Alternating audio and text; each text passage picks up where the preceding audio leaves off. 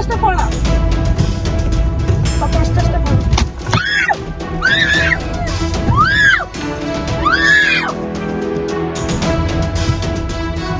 கடந்த 19ஆம் தேதியன்று பெங்களூரின் தொட்டகநேலி என்ற பகுதியில் ஒரு தம்பதியினர் காரில் சென்று கொண்டிருந்துள்ளனர்.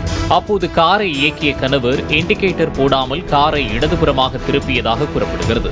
இதனால் பின்னால் இருசக்கர வாகனத்தில் வந்து கொண்டிருந்த இருவர் கார் மீது மோதியுள்ளனர். இதனால் இருவரும் கீழே விழுந்ததாக கூறப்படுகிறது. இதனையடுத்து ஆத்திரமடைந்த இருசக்கர வாகன ஓட்டுநர் நவீன் கார் ஓட்டுநரை காரை விட்டு வெளியே வருமாறு கூறியுள்ளார். ஆனால் அச்சமடைந்த தம்பதியினர் வெளியே வர மறுத்து மொபைலில் வீடியோ எடுத்துள்ளனர். கோபத்தில் நவீன் காரின் வைபர் கம்பியை உடைத்து காரின் கண்ணாடியை கொடூரமாக தாக்கியுள்ளார். இதனால் காரின் உள்ளே இருந்த தம்பதியினர் கத்தி கூச்சலிட்டனர். இது தொடர்பான புகாரில் போலீசார் நவீனை கைது செய்துள்ளனர்.